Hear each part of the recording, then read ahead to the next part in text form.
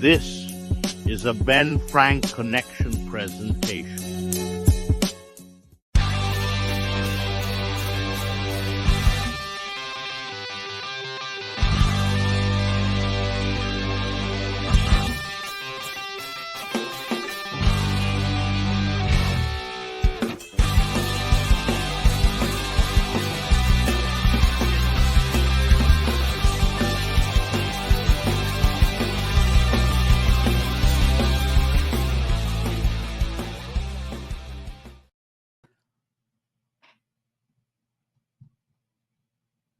What's going on, everybody? We are back for another episode of the ABJ Podcast, episode 112. Very, very excited for this one. This one's going to be in conjunction with Labor of Love. They run a promotion out of Philadelphia. They do great work. They're having a huge show coming up very soon, as well as WrestleMania weekend. Have a lot of fun things going on. And also in conjunction with the Worldwide Dojo. We've talked about this school numerous times, have numerous students on, and now we're going to have the man behind the plan there, Cheeseburger, on the podcast. Make sure you check out all links below for all things for myself, whether it be social media, the way to support with merchandise and stuff like that, or all the links below for my guest. So make sure you hit those up, support, go leave a comment on one of the posts, like, hey, heard about you from the podcast or listen to you on the podcast. Show that love, show that support. This is the last pre-recorded episode for the month of February. I crammed everything at you guys for the month of February that was all pre-recorded that I was going to stretch out till June. I feel like I'm ready. I'm ready to dive back in. I think I'm in a good spot mentally and emotionally, and not so much with the job and stuff yet, but we're getting there. But starting in March, we're going to be bringing back live interviews. We're going to be doing the Not Cool in High School movie reviews, music reviews. We have a lot of people who are going to be coming back that were guests or other guests that are going to come back and talk about some of their favorite things in pop culture and horror and all of those really fun things. So it's not just going to be always interviews. There's going to be a mix. So it might be one of your favorite wrestlers coming on talking about a movie they like, or a comic book, or an album. So we have so much stuff coming to the ABJ podcast. It's not just going to be interview based. It's going to be ways to sit down and learn about people, but also learn about things that they're interested in besides the world of professional wrestling. So without further ado, let me bring in my guest for episode 112, the world famous Cheeseburger. What's going on, bud?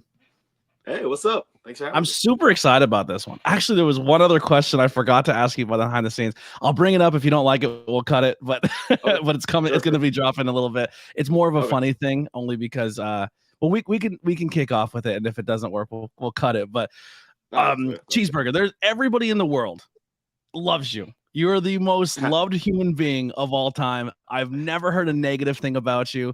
One of the coolest things I've recently heard is Journey was at a show, and they're backstage, and we're sitting at the monitor, and because of the podcast and the way I get to meet and connect with people, I get to put people over at shows like, hey, like kind of give them a rundown. This is what they do. This is what they excel at. This is their character. And they're like, oh, that's really good, because they didn't know who she was, her first debut show there. Yeah.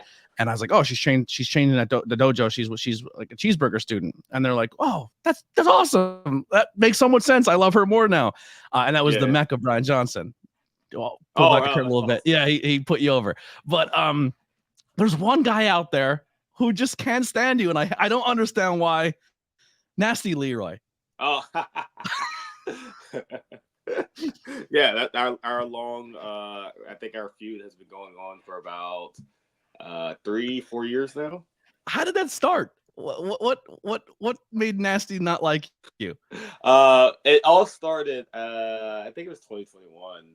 We met through like Janela Zone, and like Janela was just going live like every day during the COVID like years, because like we just were all like sitting at home, and like there's like this weird like Janela Zone community that kind of formed, where like a bunch of us became like friends and just kind of got to know each other, and that like created like other people to go live and like do spin-off shows and stuff like that. But this all started with Janela Zone, and like Leroy was a freaking guest on Janela Zone, and Leroy started going live, so I would go live with Leroy and just like chat with them. And I think this all, from what I remember, this all started with Leroy asking me to be his tag partner and to come on his like podcast, and I said no, and that was like, that was it. We did one tag with him or do his podcast, and that was just like the start of it, and like we just everything progressed from there. Where I seen like, recently you guys would took a come at photo me, together. It was really funny. Yeah, it's an interesting thing, and that ended up we ended up getting booked in a match. I had a hardcore match at GCW's Janela's spring break, or not spring break, the GCW backyard show. And they were ended up beating me in that match, and I thought the feud was over, but we keep encountering each other. We had some encounters at Wrestle Pro, just different things, and I actually saw him a couple of weeks ago when I was in Atlanta. So I surprised him at his local Hooters. But, yeah. But yeah.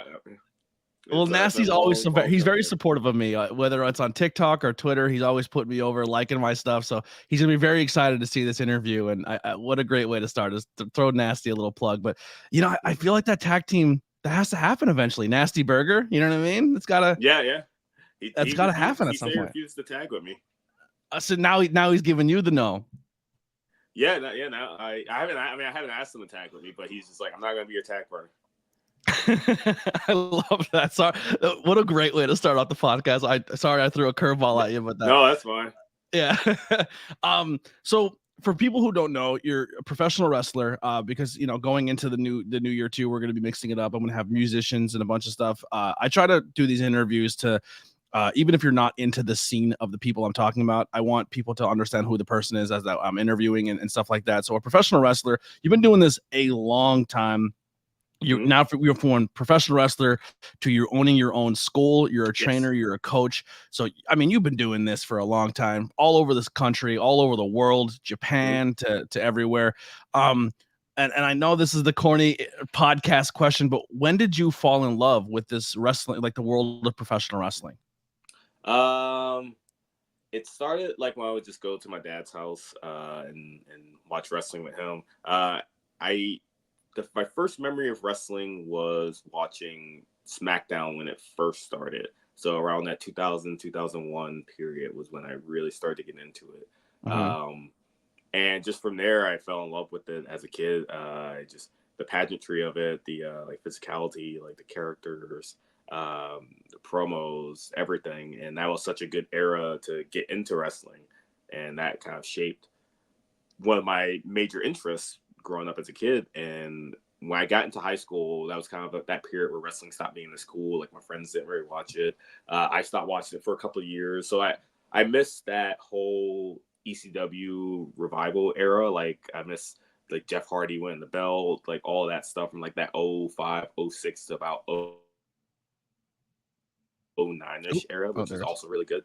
And I got back into it around 2010 and, it rekindled my love for it. I just caught Raw on TV one day. And from there, I wanted to learn everything I could about wrestling. That was when I started getting into Japanese wrestling. I discovered it on YouTube.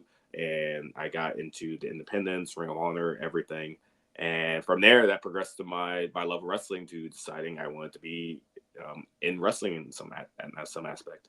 Yeah. Now, when in school, when you weren't doing the wrestling bit, were you into theater? Were you into sports? Was it so when you then made your transition to pro wrestling, was it an easy transition? Was it insanely difficult? Like every other person had that thing. Like so I had Huckabee on. Huckabee, he's like, I knew I wanted to be this. This is what I wanted to do. Eighth and Promise, Junie Underwood. That they knew that's like. Their entire high school career was them building up to become a professional wrestler. Like that was their goal. Was it like you said, you took that break off and then found it again? When did that gear shift that you wanted to do this, and what did you do to prepare for it? So I was like the exact opposite, where I didn't do anything to prepare to be a wrestler because I had wanted to be a wrestler, but I didn't know it yet, if that makes sense. As a kid, when I watched wrestling, I was really into it. Like me and my friends, we would wrestle like all the time. Like we would, have pillows as chairs and like do moves on each other. When I was in high school, I actually was really, I played sports in elementary school and middle school. When I got in high school, that was when I got big into online gaming, and I just became a gamer during that time. I was very big into World of Warcraft. I was a heavy like hardcore raider World of Warcraft for like 3 or 4 years, I would say. Like a lot of my it messed up my high school grades big time because I would raid. I was like on my server, I was in like the top guild, and we would raid about 4 days a week until like 2 a.m. trying to do like the biggest bosses and the biggest dungeons and everything. And who was your character? I had 3. My first one was a paladin. I had a dwarf paladin, and I originally was a healer. And then when they kind of like had the big patch and made paladins like good tanks and everything, then I switched to tanking. And then my next character was I had a mix of a balanced druid and that also a restoration druid, and it was a healer as well as a damage dealer. And then when Death Knights came out, I switched to being a Death Knight, and that was awesome. Like Death Knights were super cool. I got into it, and it was when the expansion came out with the pandas. Oh yeah. I had stopped playing right before that one came out, I think. Yeah. Or the one before that one. I had all these friends who were like, yo, World of Warcraft's going to be amazing. We're going to all play together. I bought it. I downloaded it, put it on my computer. I got like a gaming laptop, got my Panda, and they all quit. And I played from 1 to 80 or 1 to 100 completely alone. It was the most, it was a massive multiplayer game online, and it was the loneliest experience I ever had. But I enjoyed it. I enjoyed the world and how you were able to walk around and do things, and like that game. The game is so in depth and so much fun, but it will grab you. Yeah. One of the coolest like times of my life. I met a lot of like really cool friends just through raiding and PvP and things like that. And I just really loved the game, and I really was passionate about it. But after about that 4 or 5 year mark, it started just getting kind of old and kind of stale, and I really kind of slowed down on it. And then at that point was when I kind of started falling back into love with wrestling. And that just happened I remember I caught like the last Raw. I think it was like 2009, where it was like Sheamus like put Cena through like a table or something to set up their TLC match. And I remember like watching the Raw the next week and like, let me give this check this out. I watched wrestling in a while, and just like I watched the whole show, and I was like, oh wow, this is hooked. And I watched like Impact the next day or that same day too, and it was just everything was just coming at me, and I was like, oh, I gotta get back. I love wrestling, get back into it. So when I started back training, I had like done nothing to prepare for it. Where I started training, I had done nothing to prepare for it because I was just like didn't know what I was getting myself into at all. But I remember thinking like I love wrestling, and this is something I'm really passionate about. And I saw an ad for the Ring of Honor school, and it was only about 15 minutes from my house. And I went for a meeting, checked out the school, and said, this is something I want to do. It's something I want to try. So it's the same building that you're in now, but that's where you went to essentially train. Who was running it at that time? At that time, the head trainers were Delirious and Daisy Hayes, and Grizzly Redwood was one of the assistant trainers. That's crazy. So I didn't realize what I was walking into when we did a taping for Camp Leapfrog in the dojo. So we came in, and I walked in, and BP, who I do everything with, Brian, you've met him at Spidertainment. He's the wrestling encyclopedia. I love that man with everything I got. He's my best bud. But we walked in, and he kind of gave me the elbow. He's like, do you know where we are right now? And I was like, we're Cheeseburger school. He goes, no, this was the ROH dojo. Like that was Punk's office. Brian, like he's telling me everything, and he took a picture and sent it to Matt Turner, who trained at that school when he was with Punk. And the first thing he asked like in the text message back was, is the squat rack still broken? And I turned, and there's a do not use sign on it, and I was like, yeah, it's broken. He goes, Claudio broke that during a promo back in the day. I guess they loaded everything up, and he put it on the Smith machine and shattered it, and it's still there. And I was like, that's awesome. The story I had always heard was Claudio had put every single weight on like the Smith machine to do like squats, and somehow it just got off track. But actually, it does work now. Like you can use it. I use it when I work out. One of my students like managed to like fix it and like get it back on track. So it's not like perfect, but it's usable. But every time I'm at AW, I keep meaning to ask Claudio that story, and I always forget. So I got to ask Claudio. Who Claudio fixed it? The new Smith machine. Who fixed it?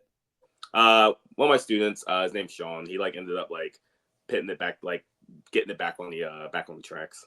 That's sick. Well, good for him, because that's been damaged for a very, very long time. That's We like a relic. I leave the sticky note up there now just for like just kind of want to see it. I think that sticky note's been there before I even started training. So it's been going. That sticky note's been holding strong for about 14 years, and like nobody touch it. Like just leave it. I just want to see how long it lasts. Yeah, there's so many cool little Easter eggs and spots in that building that's like, oh, this person contributed this, and it's all still there, and I love that. We'll definitely dive more into the building in that in a second. Mm-hmm. But so you get in there and you're training under the names you just trained. What was it like training under them and learning under them, and what did you gain from them? Like, because Delirious is one of my favorites too. Like he's an animal. Like he's just fun to watch. He's super entertaining, and everybody else there is super talented too. But what was it like going through that training? Was it as hard as they made it out to be? Was there ever a moment where you're like, yo, this ain't for me, this is too hard? Yeah, the first day I was like, this is not for me. This is too hard. So I originally signed up to be a manager because I thought I was too small to be a wrestler. So it's like a fun fact a lot of people don't know about me. I wanted to be a manager. I wanted to be in wrestling in some capacity, but I didn't think I had what it took to be a wrestler.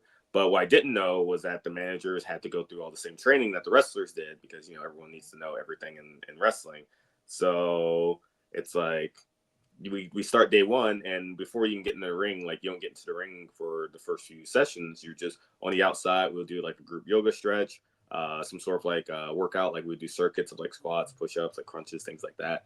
And after we did like Daisy was leading the class because Delirious was in Japan at the time, and she would do like very intensive yoga, like yoga plus like cardio, and it was very intense. And like I said, I had been just playing video games for however long and did not think to prepare for wrestling because I didn't think I would be doing anything like this training to be a manager.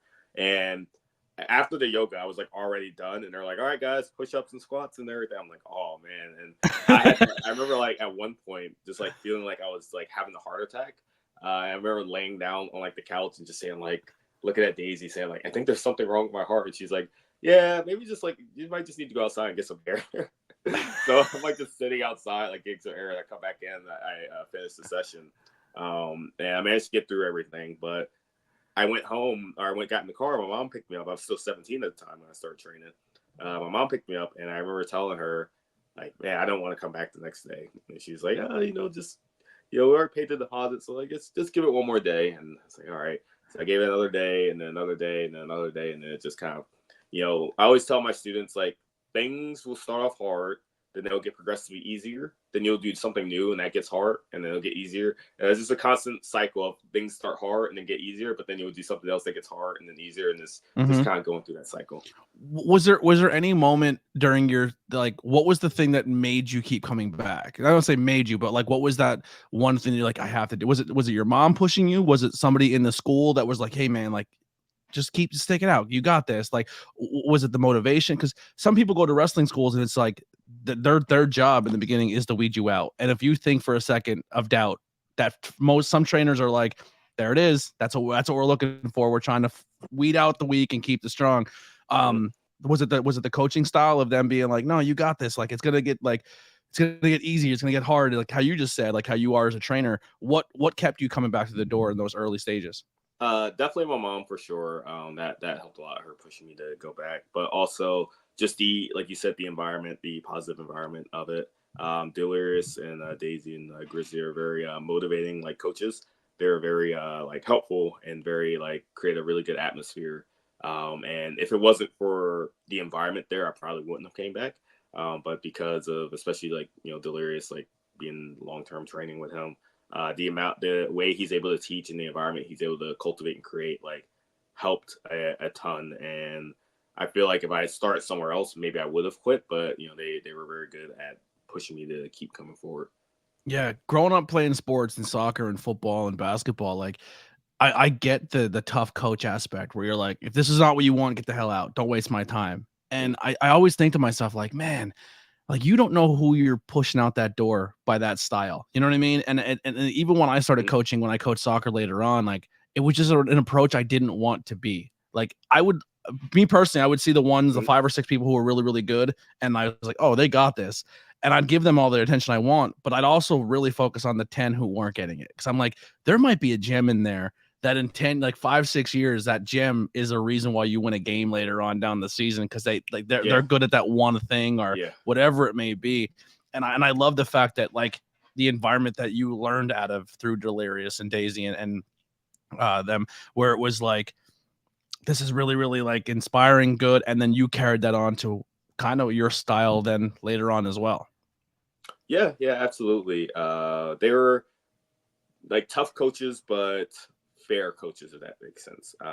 Like it wasn't just like a toughness in the sense of they want to like get you out of there and just kind of take your money, get you out of there. But it was they knew like when to be tough, but also when to like be motivating. Yeah. So how long into your training and going through the school before you're gonna put together your first match or get to that level? Like on like an actual show. I It took me a while because it took me to just in terms of just getting like things down and everything. It took me a while. It took me about a year and like a couple of months to debut. I started training in October 2010. I didn't debut until May 2012. So yeah, about like a year and a half of classes and training and everything. And fun fact, actually, my first booking was through the Briscoes. Jay and Mark booked me on a show they had in Delaware. Their first like show they ran, Pro Wrestling Revival, and yep. I mean, them boys up there. Yeah, they booked me for a show, and I remember like that day at training, I came in the class, and I was having like a really bad day for some reason, and Delirious came up to me and he's like, "Hey, I got some good news. You're gonna have your first match. Like the Briscoes booked you because they knew me from like Ring of Honor, just helping out backstage and everything. They're like, the Briscoes are gonna book you for your first match," and I was just kind of like, "Oh yeah, like that's great and everything." And then Grizzly Red was like, "You're not like excited? Like wait, like what's going on? Like, you're You're a Briscoe show. Like no, like I'm excited. It's just like it's like." It's the whole thing. But yeah, they booked me for my first show. That was May 2012, and it was just like a 3-minute like squash match with this like big guy, and then he ended up wrestling like another match after that to like set like as like a precursor to that match and everything. But yeah, it went well. I was still wrestling under a mask at the time. My first gimmick, Leech Landa, which I wanted to be a mask wrestler. So I did that for a couple of like a year and a half before I fully went to Cheeseburger. And yeah, it was a fun time. So you were doing the school and you were working with Delirious and stuff like that, and it's the ROH school. So you're in the ROH, but then you're also doing the backstage stuff with ROH. What is the environment like at ROH at that time? The roster obviously is what it is, and the people who are there. One of the people that we both are very fond over, very very good guy. Give him his plug now. Kerry, love me some Kerry Silk. Yeah, love Kerry. One of my favorite moments with you and Kerry is Kerry just shows up at shows sometimes. You don't even know he's coming, and he just pops in. He usually walks in like a hand on the shoulder. He goes, "What's up, my boy?" And you get the hug. But you're wrestling at Avery Good's farewell show at the brewery, and you're doing your thing. And Kerry is like still a fan. He loves all of his kids. He loves everyone, and he's front row, and he's filming on his little phone. Yeah. Jeez, give me a pose. Give me a pose. It was just cool to see like Kerry, who owned like most of what we see on TV now, has come through Kerry for like I would say a good 80% of wrestling right now has come through that ROH system and is on TV. And then here he is, like the guy who's lived it, done it. There he is with his little phone, and he's recording you in a match at a brewery. Like that's so dope. I love him. Yeah, he's the man.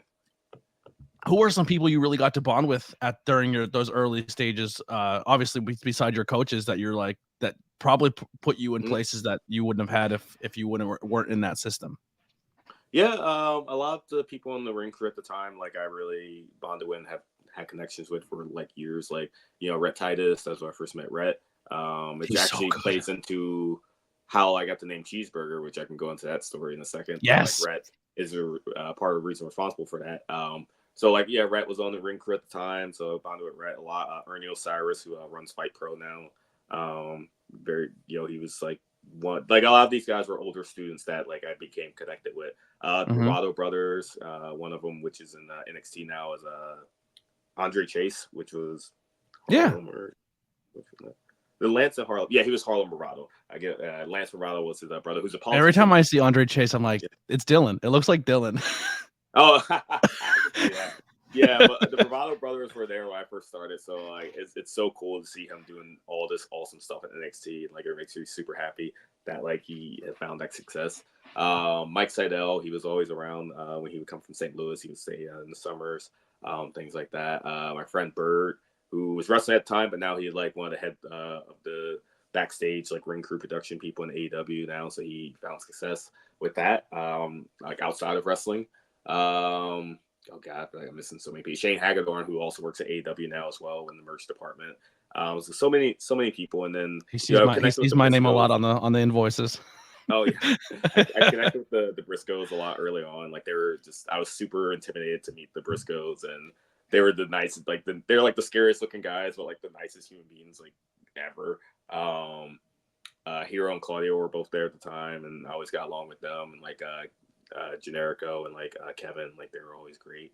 So yeah, I was like this 17, 18-year-old kid just coming into the locker room, and I always tell people it's weird to think about, but I was in ROH until the sale happened, which was about 12 years. So I literally was raised from a teenager to an almost 30-year-old man in the ROH locker room, essentially. Yeah, it's cool to think about. Like, you came in at 17, your first week wanted a way out and forced your way through, got through it, got done. And it really comes down to really picking, like, when you get into a wrestling school, it just happened to fall in your backyard. Like, you didn't have to travel, you didn't have to, like, everything fell into place for you to get to the point where, like, hey, I'm going to go to the school. It's in my backyard. It's ROH. ROH leads to what we have now in the business. Like, you meet all these good connections. Like, I don't know. It's kind of awesome how it all kind of fell into your lap there. But you're talking about Rhett Titus and helped you with discovering your name and your new character of Cheeseburger. How did you become Cheeseburger? So it's like the question I get asked like all the time. So basically what happened was, this was a couple of weeks into my training, and we were going on a road trip to, I think, Ohio and Chicago. And this is going to be my first road trip with the ring crew and like all the people from the school. And we were out back when we had the storage unit out back at the school, like loading up the ring and everything. And I remember Rhett Titus came, and I remember he came up, and I remember thinking like, oh, that's Rhett Titus. Like, I've seen him on like Ring of Honor and TV, and I was like, oh damn. So I was like, I gotta go, say hi to him. So I went up to him and like stuck my hand out and said, hey, nice to meet you. And he kind of looked at me up and down, and he's like, man, you need to eat a cheeseburger. And like that was the first thing he said to me. And like everybody, like all the students, everything, everyone like pops like huge. They're like, oh, because at the time too, a lot of the new students would get like nicknames. And like Grizzly was like, that's a cheeseburger. That's gonna be his nickname. Because I was like 17, like 115 pounds at the time, like super skinny. And they were like, that cheeseburger, that's gonna be your name. And the gimmick was, for my first road trip, every time we stopped at a rest stop, like I would have to eat like a cheeseburger, and that would be like the way I would like gain weight for wrestling. I love that. So here's a question for you. I'm going to give a little plug to my boys over at the Opinion City Podcast. Their gimmick during their podcast is a top 5 list. So I'm going to throw something at you real quick. Your top 5 cheeseburgers. If you had to pick, I mean, you've been all over. You've been to Japan. You've been East Coast, West Coast. Top 5. That's tough. I'll name the first 4 in no particular order, but like, there's a place there's like a chain in Pittsburgh called Burgatory. They're fantastic. Okay. Actually, a few times they've given me a few. Like we would like run Pittsburgh like 3 times a year for Ring of Honor, and Burgatory is right next door. And I remember tweeting them one time, saying like, a fan tweeted me saying, hey, did you get a Burgatory burger this time? And I said, no, I didn't have time because we were doing like ring crew and setting up the ring. I just didn't have time.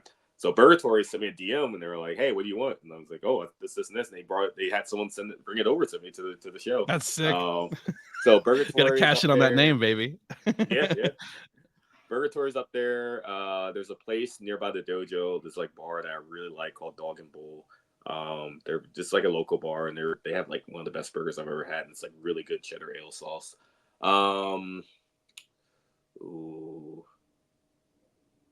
That's a tough one. What about the fast food chains? Like if you had a Burger King, McDonald's, Wendy's, Sonic. I mean, I love McDonald's. Like McDonald's is my favorite fast food place, which may surprise people. But my order for McDonald's has always been the same: quarter pounder with cheese, no mustard, medium fry. I love me a good quarter pounder. That's just like, if I had nothing else, I know like no matter where I go, a quarter pounder with cheese will be the same everywhere I go. And except Royale with cheese if you're overseas. I like Shake Shack. Shake Shack is really good. That might be my favorite fast food burger, actually. Shake Shack. All right. I'm not Whataburger's okay. It's all right. In-N-Out is, I liked it the first few times, but as I had In-N-Out burger more and kind of not feeling it. Actually, Culver. I had Culver's for the first time recently. When I was down in Minnesota, and Culver's is really, really good. I don't know, like they're not really like around like out east at all, but Culver's is absolutely fantastic. But the best burger I have ever had, I got booked at a place in called Totally Arctic Wrestling in Nunavut, Canada, which is in the Northwest Territories. It's the furthest north wrestling promotion in the entire world, like even above like Russia, like wherever it may be. It's like up in the like above the Arctic Circle. It's like as far north as you can. It's literally touching the Arctic Ocean. And my friend There's 3 wrestlers up there. My friend Dez, who was the one that booked me, a guy named Nolar Bear, and a guy named Blue Wilder, and it's just them 3, and they basically just like run the show and wrestle with each other. And I was like the first name they brought up there, just throughout my connection with Dez. And we did 2 shows. One was in their hometown, Inuvik, which is a town, like I said, in Arctic Circle with about 2,000 people. And we did a show with 4 wrestlers, and one other guy named Devin, who was the referee, ring announcer, gear collector, and bell ringer. I love that. So basically what happened was we did a tag match with the 4 of us. All of us would go to the back. I think Blue and Nola Bear came back out. They did a street fight. They came back out. And then Dez and me went out for the main event and did a title match. At least I didn't book a 13-match card still somehow. Yeah. We did 3. And then the second day we did, I'm getting to the burger part, but the second show was in a town called Tuktoyaktuk, which is like Inuit reservation, which has like 900 people that sits like on the Arctic Ocean. And there's a dirt highway that goes from Inuvik to Tuk. And we just a 1-lane or 2-lane like dirt highway that got us up there, and we went to Tuck and we set up a show. Same thing, we did 3 matches. But before we went to the show, they're like, "You want to get something to eat?" I'm like, "Yeah, I want to try some local food and stuff like that." So there's a small like shack called Grandma's Kitchen, like sitting right next to like this like I use the term beach, Lucy, but like a beach by the Arctic Ocean. And just this small shack with this like old lady that just like had all these different foods. And I got a burger. I got just like, a burger with like some lettuce and like grilled onions and some cheese. And I remember taking a bite of it, and I was just like, it was like a euphoric experience of like, what? It was legit the best burger I've ever had. And this was the bun with the town. meat? It's the meat. Yeah, mainly. I mean, everything was great. The bread was great. Like the meat was great. Like lettuce, the onions, everything. But I mean, definitely it was for sure the meat. Absolutely, was like the biggest thing. But it was just like, I don't know what it was about it. It was just like the taste of it was just like so different than anything I ever had. But it was just a burger though. It wasn't anything like crazy. But yeah, it was just like it tasted so good, and I was like, I did not expect that from this like small shack. Again, middle of nowhere, literally middle of nowhere, as far north as you could possibly go. Nobody in this town, and she had this like the best burger I ever had. Also, side note, I did try it. She had a whale blubber for sale, which I tried also, which is a muktuk, which is like a local delicacy there. And I tried that as well, and that was interesting. So on your travels, is that like a big thing for you? Is like go try the local foods, like the mom and pop places, like stuff like that? Yeah. I prefer. I love that too. Sure. That's my favorite. Yeah. Like if I'm on a venue and I'm like, if we have like 5 minutes, I'm gonna go find something to eat. I try to find like a local pizza shop, because my thing is I can live and die on cheeseburgers and pizza. You just give me that all day long. I'm good to go. If I want to get fancy, I'll go chicken parm. Chicken parm's my fancy meal. I would much rather try a local place for sure. That's like always the thing, especially if there's like a place that has like something interesting, like a local cuisine, whatever it may be. Like I always love trying like anything new. But yeah, that was such a cool experience. I tried like whale blubber up there. It was actually pretty good, I'll be honest. So in your illustrious career and everything you've had going on, some matches or career highlights for you that really stand out, that if you were to look back and you say like, all right, these are some matches that if you're going to look up cheeseburger matches, these are the ones that really stand out for you or really connect or resonate with you. A couple that come to mind off the top of my head. My first match, well, actually both of them, my 2 matches with Speedball at LVAC. Both of those were 2 of the best matches I feel like I ever had bell to bell. He's absolutely a machine and one of the best in the world.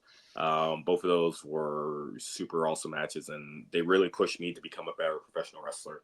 Another one would be my last Ring of Honor match, which was with Delirious. That was like our last TV taping before we went, like after we learned that we were all getting fired basically and the company was being sold.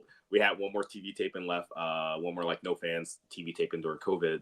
And it was a very emotional taping because we all got fired essentially, or we're about to get fired in like a month or 2.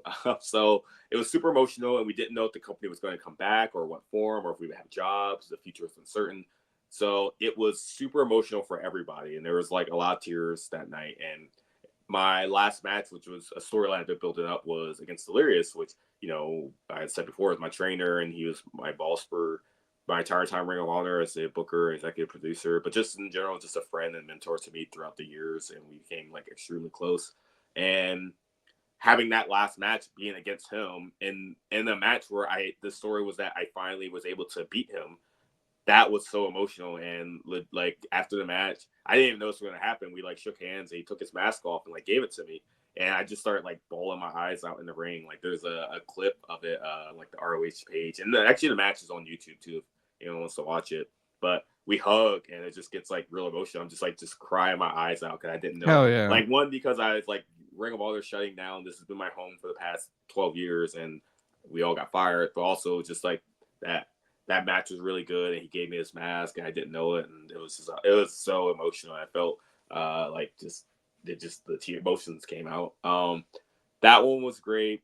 Another one's on YouTube. My match with Roderick Strong for Ring of Honor, which was like, that was like my first like really good singles match in Ring of Honor. I feel like a really good like long singles match. And Roddy definitely, same thing, like the speedball match pushed me to step my game up and be better. Dude, I'm so stoked for Roddy versus Orange Cassidy. People have no idea what they're in store for that match. It's gonna be so good.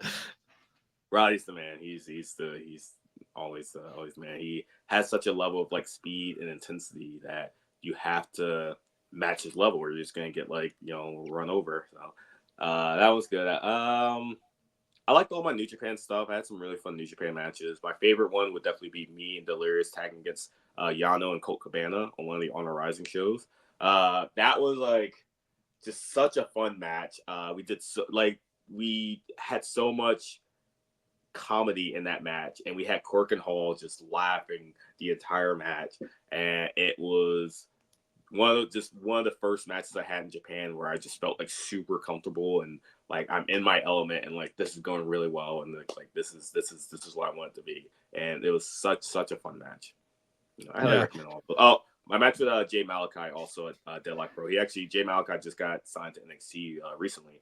But I wrestled him when he was 17, and funny enough, he had a track meet that day at high school, so he was late to the show. He won a track meet and then came to the show to wrestle me.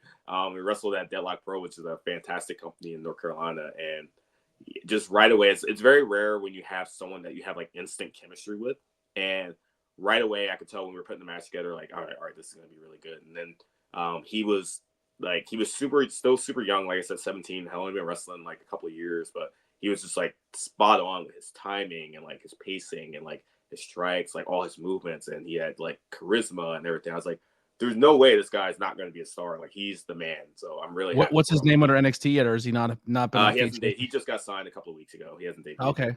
But Jay Malachi. I think they just put in Chase U's really good. That what the hell is his name? I'm new to NXT. I took a huge break off, and I've been doing the watch alongs and watching it, and like so every night, like with Raw and SmackDown, and all these things, like go live. I do like a watch along on YouTube. Yes. And I'm really starting to get back into NXT. But the new kid they just put in Chase U, like he's like the one that Thea Hale's all gushing over. Riley Osborne, I think his name. Yeah, he's good. I like him a lot. No, he's great. He just looks like he's like the Captain America of pro wrestling. Like that kid. Yeah, he has a great look. I think Thea Hales is so goddamn entertaining. She's like Billie Kay, except her work rate in the ring is unbelievable. I think she's very talented. Very, very good. The new angle they did though. Oh, in light of everything going on, and then they do like a calendar, and they brought all these girls in to do a calendar shoot. I'm like, ooh, that could be misconstrued. I haven't been following at all. Essentially, they did like a sexy calendar shoot to save the school. So it's like they're using sex to sell. Essentially, it's like the timing is not the best to put this. Yeah. But it's working. It's because it's Chase U and everyone's super entertaining, so it's getting over. Here and there, I haven't like been following like super heavy. If like one of my like friends that I know is like doing something cool, I'll like check out their matches and things like that. Yeah. I mean, that's kind of hard not to right now because everybody is on TV for the most part that you've worked with. Right. Especially on the AEW side. But yeah. So those matches. I think the first time I ever seen you wrestle was Camp Leapfrog is where I first just like I was Camp Leapfrog to me was like my introduction to kind of back into wrestling, but into the independent wrestling scene. Mm-hmm. And I just remember watching it, and they're just like, at first I didn't get what they were going for, because it was everyone just sitting around a table and someone just yells food fight, and then and at the time apricots and pears. Yeah. Now Edith Surreal. We're like, yeah. does that mean us? All right, let's go. yeah. I was just like, I forgot I love this. That matchup. Yeah, it was just so like food fight, and everyone's like, what? Yeah. Oh, that's us. Yeah. And it was super entertaining.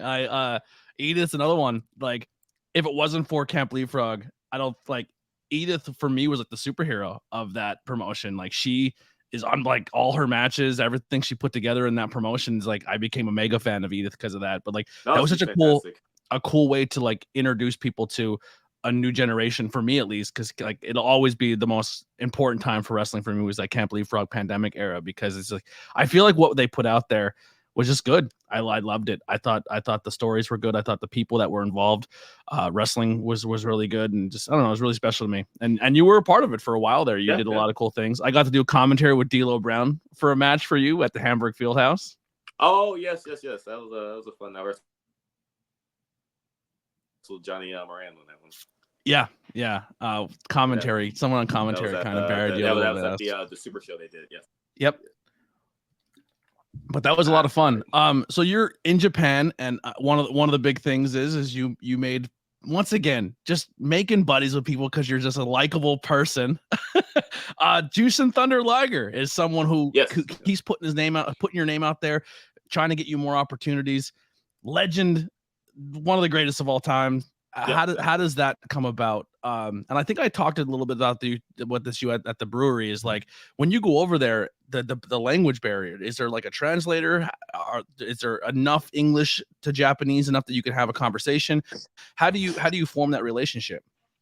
Well, the relationship with Liger started when the Ring of Honor or the New Japan guys came over to Ring of Honor in about I believe 2015 was the first time they came over for us with like a big tour. 2014, 2015, and it just kind of became a thing where like I remember hearing Liger was coming over, and he was, when I discovered Japanese wrestling, he was my favorite wrestler. He became my all-time favorite, and I remember being so excited to finally see him live. And whatever I was doing like on Ring Crew that day, when Liger came out, I just dropped what I was doing. I like ran up to the stands. I was like, I gotta see his entrance. I remember freaking out seeing him come out for the first time and hearing that music blaring. And it just became a thing where the New Japan guys, I just was kind of a guy that Ring of Honor needs someone to kind of take care of them throughout the week. Just kind of like drive them around because they were staying in King of Prussia and for like a week until they went to New York. We had a show in Toronto. They were staying in King of Prussia. They were going to do 2 tryout camps at the ROH school and then go to New York the next weekend and then go back home. So just throughout the week, I became the guy that just kind of took care of them if they needed like rides anywhere. They wanted to go see some of the stuff from Rocky. I took them to Philly, things like that. And I told the guys that Liger is my favorite wrestler, and like Liger, like he like really enjoyed that. And then at one of the trial camps, I did the palm strike, like the shote, and like it was like terrible, it was absolutely awful. And then one of the guys came up to him and was like, "Oh, like hey, do you want like you'd ask Liger to teach you how to do the palm strike?" And I was like, "Oh, were you serious? Like, will you actually teach me?" He's like, "Yeah." And he brought me over to Liger and asked Liger to teach me it. And Liger was like, "Yeah, sure." He taught me like how to do the palm strike. And we ended up turning that into like a promo later for TV, but this was just like completely like off camera. Just like at the dojo, he was just showing me how to do the palm strike. And from then on, that kind of became how our relationship formed. And he would give me advice after matches. He would help me out in Japan. Ring of Honor start tagging us up together. He was always he's what I want to be in a wrestling legend, just someone that is super kind and super willing to get back to the younger generation and just like an absolute legend whose respect you have, but like he can be someone that's personable and someone you can talk to and things like that. But in terms of the language barrier, it depends on the person. There is somewhat of a language barrier, but wrestling over there is very similar to wrestling here. So it's not putting matches together isn't super difficult. And a lot of the guys, they work Americans all the time. So they know kind of how to call their stuff to people that maybe don't speak Japanese and things like that and vice versa. Well, I'll tell you what you're striving for to be as a person. If you're striving to be like a Liger, you are knocking it out of the park, man. Like I said, every single person I ever come across. No one ever has a bad word to say about you. You are a gem, Thank you. a great human. I want to kind of shift gears a little bit here from your wrestling side to that other side of the coaching in the school. So you get this, like, the school is going to go up for sale. I'm not exactly sure how it goes down, or maybe ROH doesn't need the building anymore. How do you become in possession of it? And was it something right away you're like, I don't want to take this on? Or was it something like, no, I need to keep this alive because it's by me. It's important. It should stay within wrestling. How did that all come about? So the school was Ring of Honor had when Sinclair had got purchased by Ring of Honor in 2011, 2012. At the time, everything was in that one building. So the school was there. The Ring of Honor offices were there. The video editing and the merchandise, all of that was in-house. And Sinclair wanted to start moving everything to Baltimore. So over time, they just kind of slowly started to kind of like build the infrastructure to have everything in Baltimore. So they started moving the video editing first. They had their video editing department in Baltimore. Then they decided to move the merchandise down there. And then they, moved the main offices down there. And then it became a thing where they wanted to move the school, but a lot of us, like especially Delirious, we were fighting to keep the school there. So we managed to keep the school there for a number of years, where it's just like they tried a couple of times to move the school, and everyone's like, we would find like ways to kind of like convince them not to move the school. Then finally in 2018, they were like, that's it, we're moving the school. Like that's the end of it. Like no ifs, ands, or buts, we're moving the school. So they were gonna move everything out and let the landlord lease the room out to whoever else wanted to purchase it. But they offered me a trainer role and to move to Baltimore and start teaching there. And I didn't want to move to Baltimore because I just had no desire to move to Baltimore. And like me and my family had just moved into like a new house and everything. And I was like, I don't want to go to Baltimore.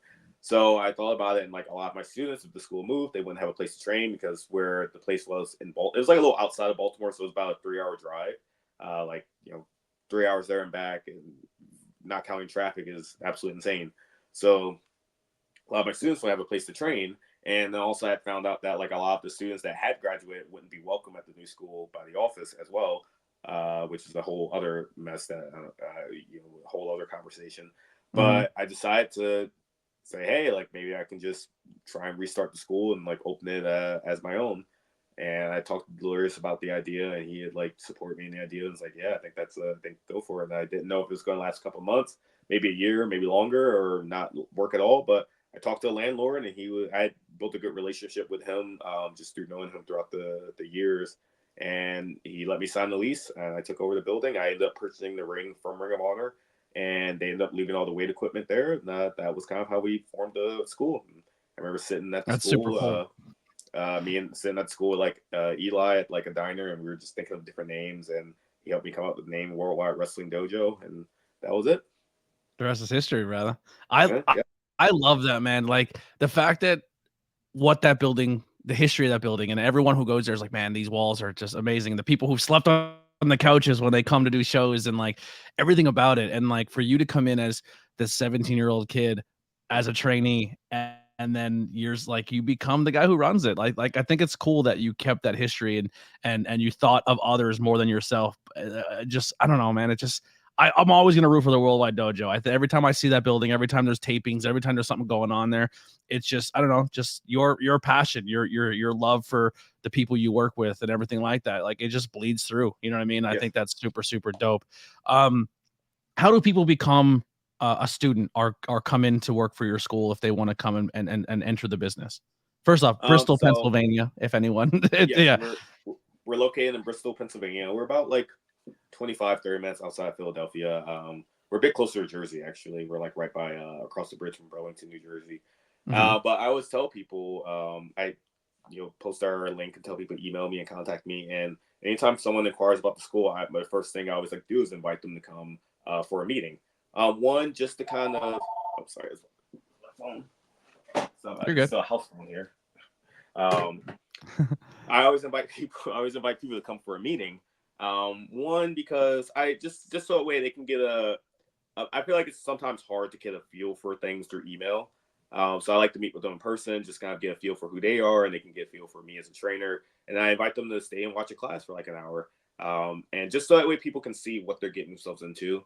And I don't want people to come in. I know like how nerve-wracking it can be to walk into your first day of wrestling school. And I I did the same thing. I came for a meeting for the ROH school first, and I'm glad I did. But even so, it was still very like nerve wracking going to that first day. But if I didn't go for a meeting and see what the class was like, I would be like insanely more like terrified. So I always like to get in. But first thing when people contact me, I'll try and set up a meeting with them to come just see the school, come meet with myself, come meet some of the students, talk to some of the students, get their mindset, and just I think it's good for them to see like how the environment is and like how I teach.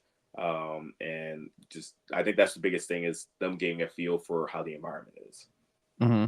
Now, one of the big things when it comes to the wrestling side of things is sometimes when you go to a school or you work for a promotion, everyone's kind of like, if you work here, you can't work there. And if you're at this school, you can't go to. Is that something you encourage other students to like, hey, if you can go to a seminar here, if you go to another school? Because the crazy thing about the Philadelphia scene is right now, and it's like the Philadelphia, the New Jersey, and even like the New York, I'm just kind of using those 3 states, but like you got all these new places popping up with really, really, really talented schools, especially in the Philadelphia area.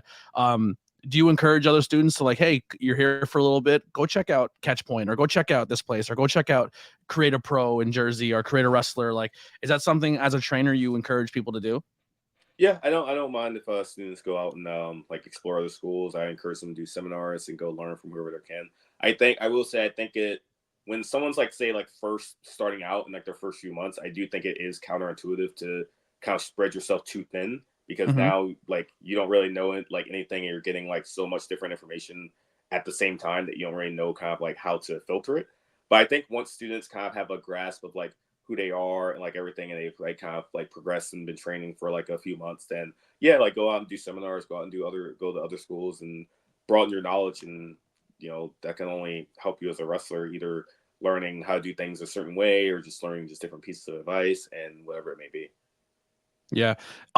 Some students that you currently have or some students that have come out of your school, out of your tutelage or your training, who are some names out there that we should look out for? Definitely. The first two that come to mind would be Eli Isom and Ryan Mooney. They're two of my earliest students from the Ring of Honor Dojo. Actually, they graduated from the Ring of Honor school, and they've been with me for several years now, both as like students and as tag team partners. Two of my like earliest like success stories in terms of teaching them, and they both ended up signing contracts with Ring of Honor at very young ages, and being in that system, wrestling on TV and everything, and doing really well for themselves. And now with the closure of Ring of Honor and the rebrand, like doing some stuff with the Ring of Honor, doing some stuff with AEW Dark, and doing a lot of good things on the indies. So those are the first two. Dylan Mesh as well. He was another one who graduated from the ROH school. That and at the time, the ROH school, myself, Delirious, and Wolf R, we were all the teachers for these three. They were both fantastic as well. But Dylan Mesh, he is great. And for people that have watched Captured Lightning, Dylan Mesh was our first champion, the Captured Lightning champion. And I really loved his title reign. And I love how he stepped up for the dojo and really represented the Worldwide Dojo and Captured Lightning well as the first champion. And it was cool to me to be able to give him that recognition that like, hey, you're like really talented and more people should know about you, and him to step up and accept that and be the great first champion that we needed. Also, Damaris Dawkins, or just Damaris, she's fantastic. Like one of those people you never hear like anything bad about, and she's super talented. Like every like women's wrestler that like works with her, I hear people say like she's always one of their favorite opponents. Like everyone loves working with her. She's the female cheeseburger. Like her. I don't mean that. Like I mean that in like a complete like the way when people speak about you, they speak about Damaris. Like her the way she conducts herself. She's not gonna be like, you're not someone who walks in the room and you're the first one to initiate the conversation. But if someone comes to you, you're going to give a conversation, and you're always very, it's just her demeanor. She's literally the female version of you. Like she's a gem. She's fantastic. Yeah, she's so good. No, she's awesome. She's and one of the best technical wrestlers like that people don't know about. And I think I think she doesn't realize her own potential of like what she could do and like how good she can be and the places she can go. But I think it's just a work in progress, and hopefully there's a level of success that I think she can reach that I really hope she does one day. Yeah.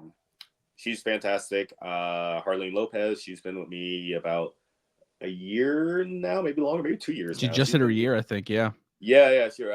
She had trained previously somewhere else and had started coming to the dojo, and she's really made a home at the dojo and really been a welcome addition to both the dojo and like our family and our system and everything. Her She's love been for wrestling is incredible. Like yeah, when she's I super had her on the passionate about that. podcast, she was at points emotional of ready to cry talking about her love of professional wrestling.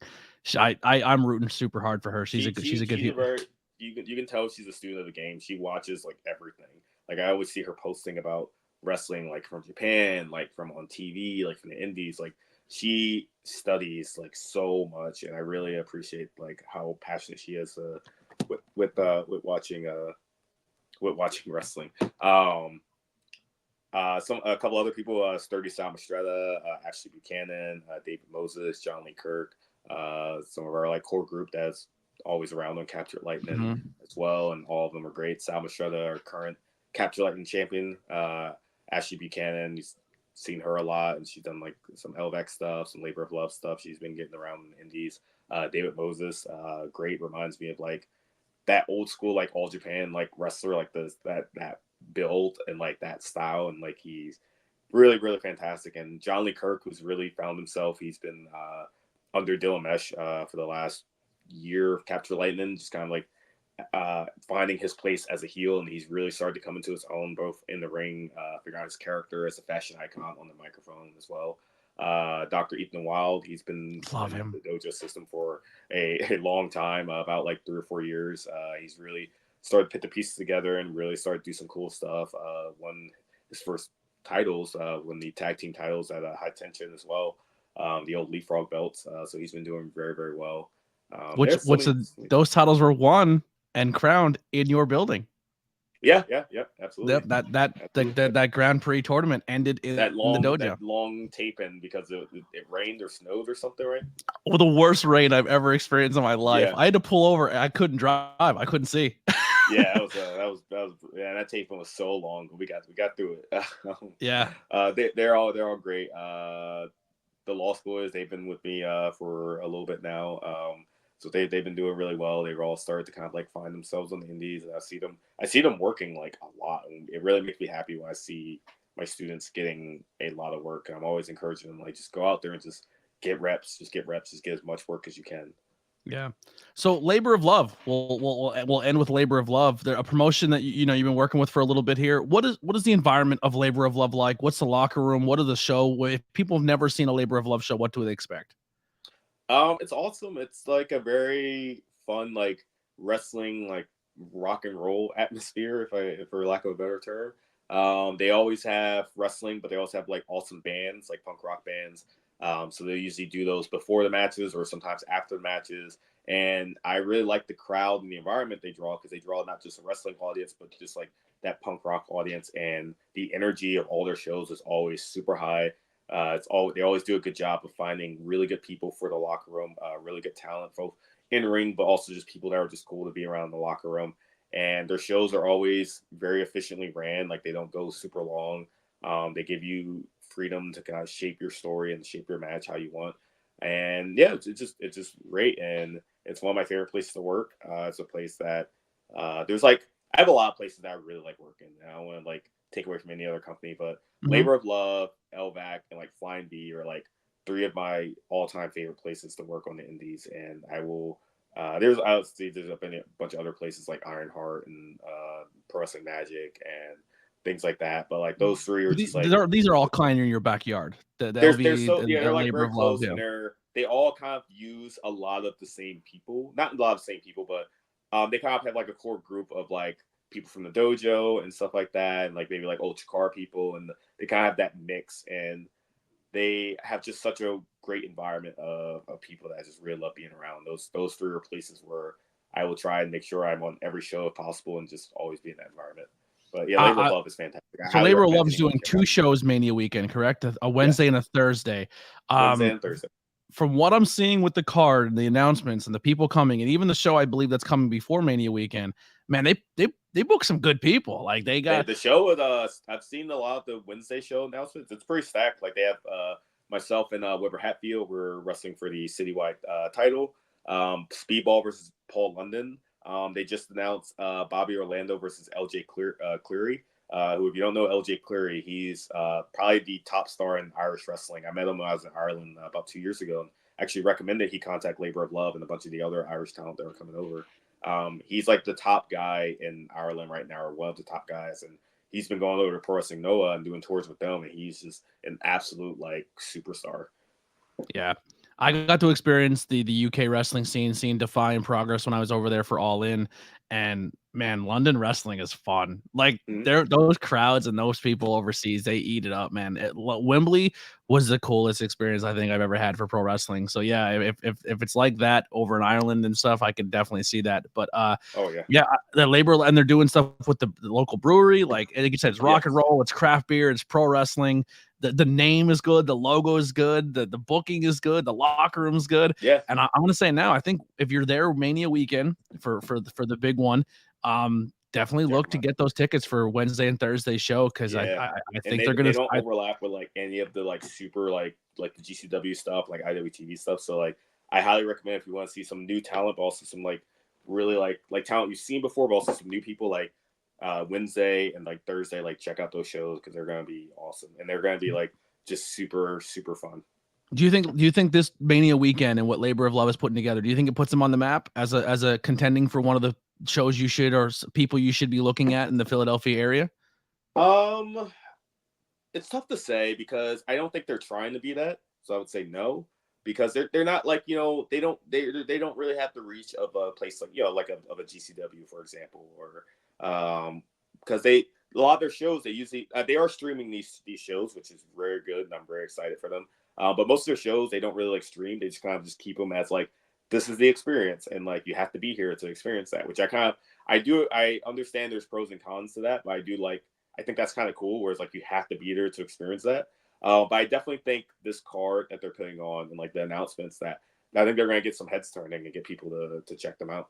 Yeah, that's the beautiful thing about Mania weekend, man, is everyone comes and they bring their A game, because that's the weekend where if you're gonna get, Speedball, like that one Mania weekend, he's been working and working, and that week he's like, yo, book me everywhere. He's literally in the same gear, he's running to the next show, everywhere, and everybody's chasing that Speedball weekend. And I mean, and it's not just talent anymore. It's commentary. It's promotions. They want their promotion to be like, hey, like we deserve your love. If you're in the Philadelphia area, you think of pro wrestling in Philly, come to a Labor of Love show. You know what I mean? Like, and it's a great way to have healthy competition and for everyone to try to shine, and just being in love with the Northeast wrestling scene, whether it's Pennsylvania, New Jersey, New York.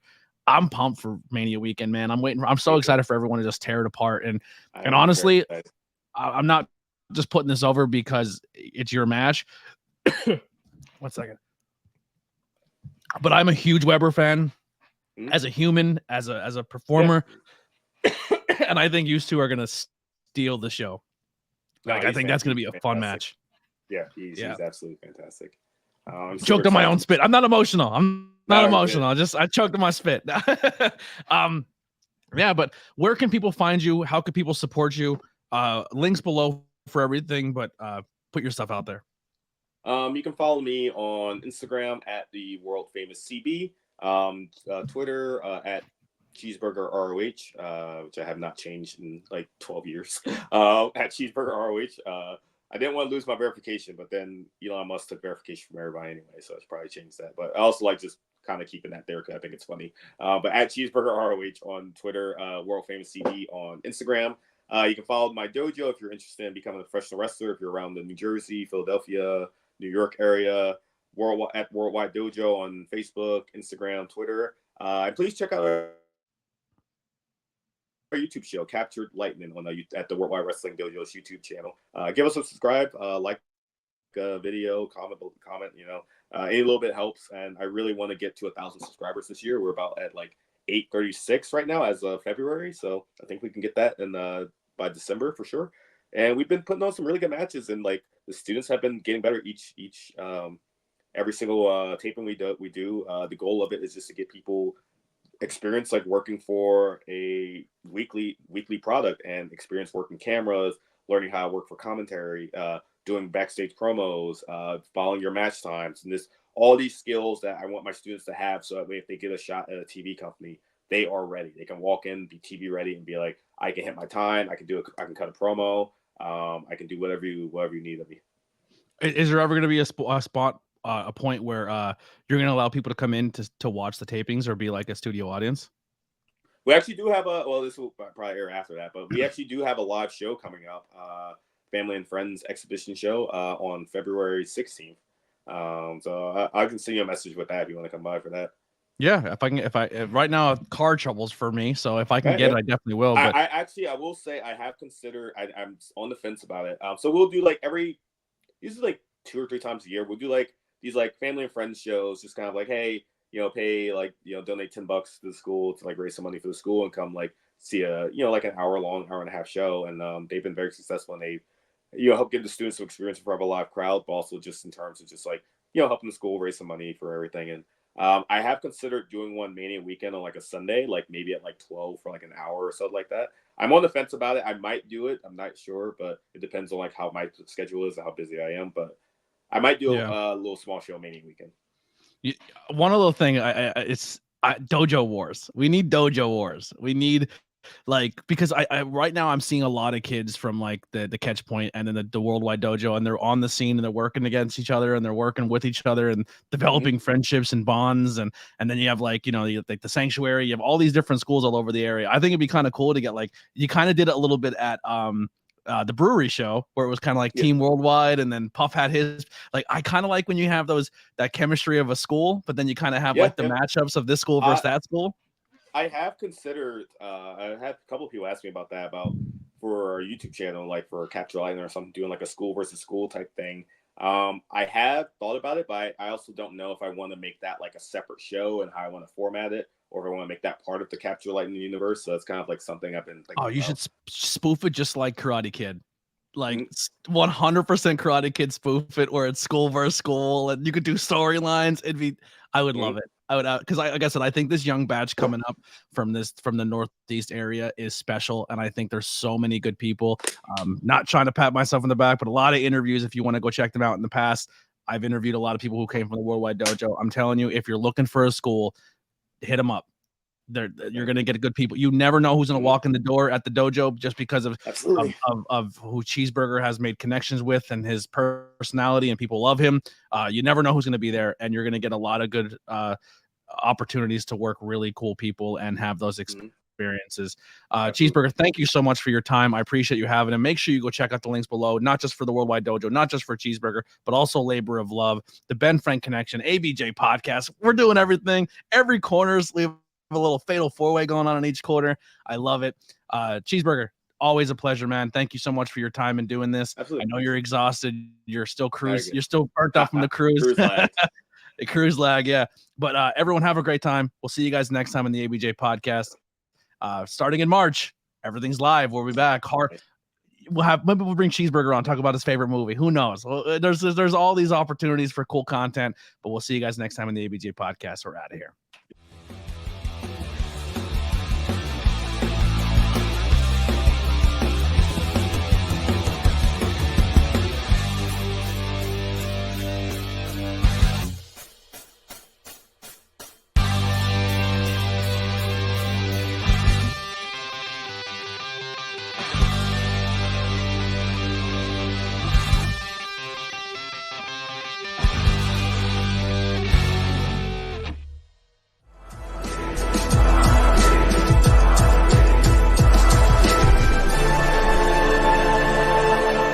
Thanks for watching this presentation. Like, share, and subscribe for more.